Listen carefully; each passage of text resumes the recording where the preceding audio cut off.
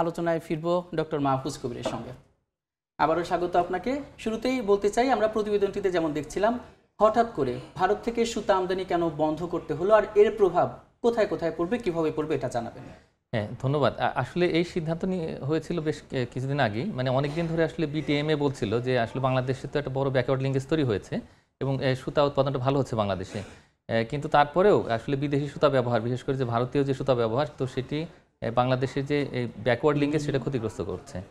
কিন্তু আসলে এটাও সত্য যে আসলে আমরা যে সুতা উৎপাদন করি বা ওই যে বস্ত্র উৎপাদন করি, তো সেগুলোর জন্য যে বিশেষ করে তুলা, এটা আমদানি করতে হয় কিন্তু বাইরে থেকে, এবং ভারত কিন্তু বড় তুলার যোগানদার। আর অন্যদিকে ভারতের ভিতরে কিন্তু অলরেডি একটা বড় চেইন রয়েছে, মানে ভারত নিজে তুলা উৎপাদন করে, নিজে সুতা উৎপাদন করে, আর ওদের দেশে কিন্তু সরকারের একটা বড় রকমের সাপোর্ট রয়েছে, মানে এখানে অনেক সাবসিডি আছে। তো এবং এটার কারণে কিন্তু তাদের উৎপাদন খরচ কিছুটা কম হয় মানে বাংলাদেশের তুলনায়।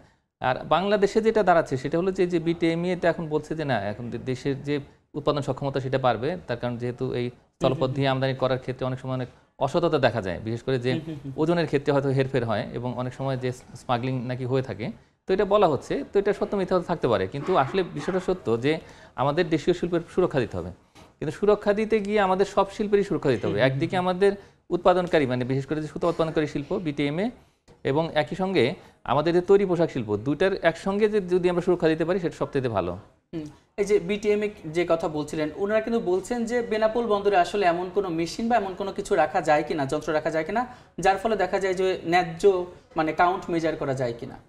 হ্যাঁ, না, এটা যেটা হয়েছে মানে বিকেএমএ এর একটা বড় চিন্তা হলো যে সেখানে তো হয়তো তাদের প্রফিট মার্জিন অনেকটা কমে যাবে। তার কারণ ভারত থেকে যেটা আমদানি করা হয় সেখানে খরচ কম পড়ে অন্তত 3 থেকে 5%। এটা কিন্তু অনেক বড় একটা মার্জিন। তো এখন আমাদের যারা ক্ষুদ্র মাঝারি রয়েছে এই পুরো যে গার্মেন্টস শিল্পে, বিশেষ করে যে যারা নিটওয়ার প্রোডাক্ট তৈরি করেন, তো তারা একটা চাপের মধ্যে পড়ে যাবেন। এখন এইটা একটা বড় বিষয় যে সামান্য মার্জিনে তারা হয়তো প্রফিট করে থাকেন এবং কোনোভাবে আসলে তারা চালাচ্ছেন তাদের কারখানা। এর মধ্যে এই প্রেশারটা যদি পড়ে, দেশীয় সূত্র থেকে যে আমরা সুতা নিয়ে আসবো সেটার খরচটা যদি বেশি হয়, আসলে কম হওয়ার কথা লোকালি যদি হয় সেটা, কিন্তু আনফর্চুনেটলি সেটা বেশি হচ্ছে। এর মধ্যে মরার উপরে খাড়া ঘা হিসেবে এসছে যে এখানে গ্যাসের দাম বৃদ্ধি।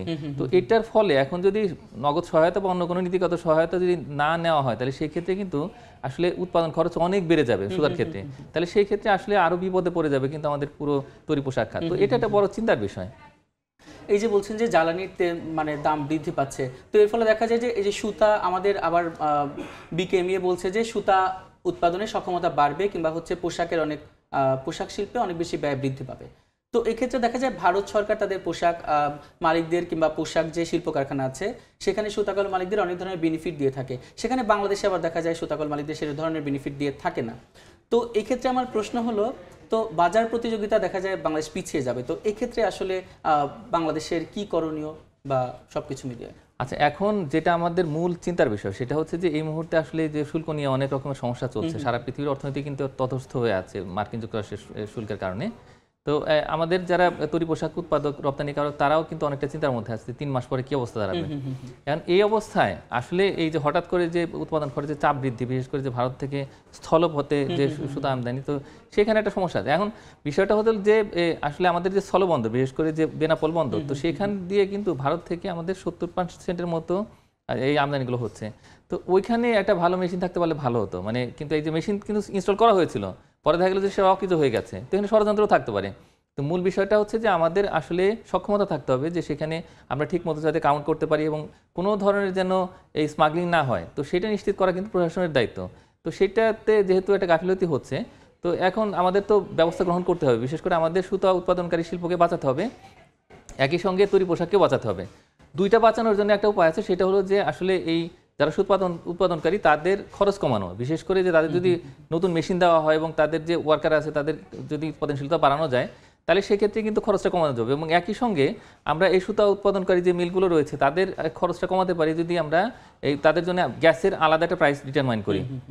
তো এইটা কিন্তু সহজেই সম্ভব, এবং এছাড়াও নীতিগত যদি সহায়তা দিতে পারি আমরা, তাহলে সেক্ষেত্রে দেখা যাবে কি তাদের উৎপাদন খরচটা কমে যাচ্ছে এবং তারা একটা প্রতিযোগিতামূলক অবস্থানে থাকছে।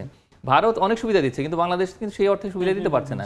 তো সুতরাং এইভাবে যদি আমরা করি তাহলে দেশের যে শিল্প, বিশেষ করে যে সুতা উৎপাদনকারী শিল্প, সেটাও সুরক্ষা পাবে এবং একই সঙ্গে আমাদের যে গার্মেন্টস শিল্প সেটাও সুরক্ষা পাবে। সুতরাং দুই দিক থেকে সুরক্ষা দেওয়াটা আমাদের একটা বড় দায়িত্ব সরকারের। এই যে সামনে এলডিসি গ্র্যাজুয়েশন আছে, সেখানে প্রণোদনার ক্ষেত্রেও কিন্তু বাংলাদেশকে অন্য পথে একটু অন্য উপায়ে আগাতে হবে, সেই ব্যাপারে অন্য কৌশল আগাতে হবে, সেই ব্যাপারে আপনার কি বলার আছে? আমি মনে করি যে এলডিসি গ্র্যাজুয়েশন তো আমাদের করতেই হবে, মানে এটা যেহেতু সরকার ওইরকম সিদ্ধান্ত নিয়েছে, কিন্তু একই সঙ্গে এটাও সত্যি যে বড় রকমের চাপে কিন্তু পড়ে যাবে দেশের পুরো তৈরি পোশাক খাত।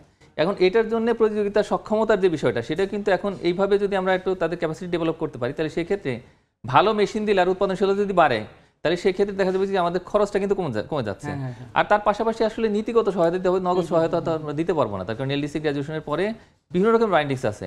তো সেই ক্ষেত্রে আমাদের আগের থেকে আসলে এই ধরনের নীতিগত কোনো সহায়তা এগুলো যদি আমরা দিতে পারি তাদেরকে, তাহলে সেক্ষেত্রে যেমন ট্যাক্স কমানোটা একটা ভালো উদ্যোগ হতে পারে আমাদের জন্য। তো সেটা করতে পারলে যদি আমরা খরচ কমাতে পারি, তাহলে সেক্ষেত্রে আমি মনে করি না যে কোনো বড় চ্যালেঞ্জ আসবে।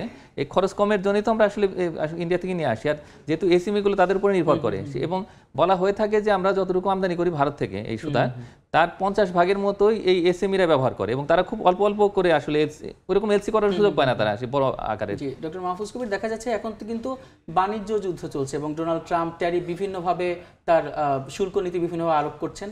আবার এই সময় একটা চ্যালেঞ্জ তো রয়েছে, আবার এই সময় দেখা যাচ্ছে যে ভারতের ট্রান্সশিপমেন্ট বন্ধ হয়ে গেছে। তো এক্ষেত্রে আসলে কতটা চ্যালেঞ্জের মুখে বাংলাদেশ পড়বে? আরেকটা বিষয় হচ্ছে জ্বালানির দামও কিন্তু বৃদ্ধি পাচ্ছে। সব মিলিয়ে আপনার কি মনে হয় যে কতটা চ্যালেঞ্জের মুখে বাংলাদেশ পড়বে এবং কিভাবে উত্তরণ করতে পারে? হ্যাঁ, বাংলাদেশের সামনে আসলে অনেকগুলো চ্যালেঞ্জ আছে, কিন্তু সমস্ত চ্যালেঞ্জই কিন্তু একটা বড় বড় সুযোগ তৈরি করে, এবং আমি মনে করি যে অতীতে বাংলাদেশ চ্যালেঞ্জের মুখোমুখি হয়ে কিন্তু এত বড় আমি মনে করি যে অ্যাচিভমেন্ট হয়েছে বাংলাদেশের তৈরি পোশাক খাতে। এখন বিষয়টা হচ্ছে যে এই যে শুল্ক যেটা আরোপ করা হয়েছে, তো সেটার জন্য আলাপ আলোচনা চলছে। অনেক প্রধান উপদেষ্টা চিঠি দিয়েছেন, 3টি আমরা প্রস্তাব দিয়েছি, ট্যারিফ কমানো, তারপরে ইম্পোর্ট বাড়ানো, এবং একই সঙ্গে যে নন ট্যারিফ এরিয়া সেগুলো অ্যাড্রেস করবো। এটা করে আমি মনে করি যে আলাপ আলোচনা যদি হয়, USTR এর সঙ্গে আলাপ আলোচনা চলছে, আমরা টিকফাকে ব্যবহার করব, তো এটা নিয়ে হয়তো একটা সমাধানে পৌঁছানো যাবে। কিন্তু মানে সমস্যা হচ্ছে কি যে সারা পৃথিবীটা চাপের মধ্যে পড়বে, এবং একই সঙ্গে যে ভারতের ট্রান্সশিপমেন্টের বন্ধ হওয়া, এটার জন্য দেখা যাবে কি যে আসলে ওই আমাদের যে ক্রিটিক্যাল যে সমস্ত এক্সপোর্ট, ওই এক্সপোর্টটা হয়তো কিছুটা সময়ের জন্য থেমে যাবে। কিন্তু একই সঙ্গে আমরা কিন্তু আমাদের যদি সক্ষমতা ব্যবহার করি, বিশেষ করে গ্রাউন্ড হ্যান্ডলিং, বাংলাদেশের যে শাহজালাল ইন্টারন্যাশনাল এয়ারপোর্ট এবং অন্যান্য যে এয়ারপোর্টগুলো আছে, যদি করতে পারি, তাহলে সেক্ষেত্রে আমি মনে করি যে এটা ওভারকাম করা যাবে। এবং একই সঙ্গে এলডিসি গ্র্যাজুয়েশনের যে ভালো প্রস্তুতির অংশ হিসেবে আমাদের প্রতিযোগী সক্ষমতা বাড়াতে হবে, উৎপাদনশীলতা বাড়াতে হবে, এবং ভালো ভালো মেশিন ইনস্টল করে দেশের যদি ব্যাকওয়ার্ড ইন্ডাস্ট্রিগুলোকে স্ট্রেনথেন করতে পারি, আশা করি যে আমাদের জন্য খুব বেশি বড় সমস্যা হবে না। শেষ প্রশ্ন একটি রয়েছে, সেটা হচ্ছে যদি সুতা দ্রুত না আসে তাহলে কিন্তু পোশাক তৈরি হবে না। সেক্ষেত্রে দেখা যাচ্ছে এই সময়ে সুতা দ্রুত মানে দেখা যায় শিল্প কারখানায় আসার কি মাধ্যম, দেশের বস্ত্রকল মালিকদের কি সুবিধা এক্ষেত্রে দেওয়া যেতে পারে? হ্যাঁ, দ্রুত সুতো আমদানির ক্ষেত্রে আমাদের আসলে ব্যাক টু ব্যাক এলসির যে সুবিধাগুলো আছে, তো সেটার ক্ষেত্রে আর যদি আমরা সমুদ্র পথে আমদানি করি, খুব বেশি সুবিধা পাওয়া যাবে না, তার কারণে এটা একটা বড় লিড টাইম থাকে, প্রায় 20 দিনের মতো, মানে 15 থেকে 20 দিন সময় থাকে। আর ভারত থেকে যদি স্থলপথে আমদানি করি, আমরা কিন্তু 7 দিনের ভিতরে বা 10 দিন ম্যাক্সিমাম এটার মধ্যে পেয়ে থাকি। তো এটা একটা বড় সমস্যা। আমি মনে করি যে ওভারকাম করার জন্য আসলে আমাদের দেশীয় যে শিল্পের সক্ষমতা, বিশেষ করে সুতো উৎপাদনকারী যারা শিল্প রয়েছে, তাদের এই সক্ষমতা ব্যবহার করাটাই আমাদের জন্য সবচেয়ে যুক্তিযুক্ত, এবং সেইখানে যদি যতটা সক্ষমতা বাড়াতে পারি এবং উৎপাদনশীলতা যদি বাড়াতে পারি, খরচ কমাতে পারি, তাহলে সেটা হবে আমাদের জন্য দুটো পর্যায়ে লাভজনক। সেটাই কিন্তু আমাদের প্রত্যাশা, যেন দ্রুত আমাদের সক্ষমতা বৃদ্ধি পায় এবং সকল ধরনের চ্যালেঞ্জ মোকাবেলা বাংলাদেশের অর্থনীতি ঘুরে দাঁড়ায়। এটাই। ডক্টর মাহফুজ কবির, এই সময় বাণিজ্যে আসার জন্য আপনাকে অসংখ্য ধন্যবাদ। আমরা এতক্ষণ আলোচনা করছিলাম ভারত থেকে সুতা আমদানি বন্ধ হয় এবং এর প্রভাব, এবং তারপরে আর আমরা আলোচনা করছিলাম যে জ্বালানির দাম বৃদ্ধির ফলে কি ধরনের প্রভাব আমাদের পোশাক শিল্পে পড়বে। আর সেজন্য আমাদের সঙ্গে আলোচনার জন্য সরাসরি যুক্ত ছিলাম ডক্টর মাহফুজ কবির।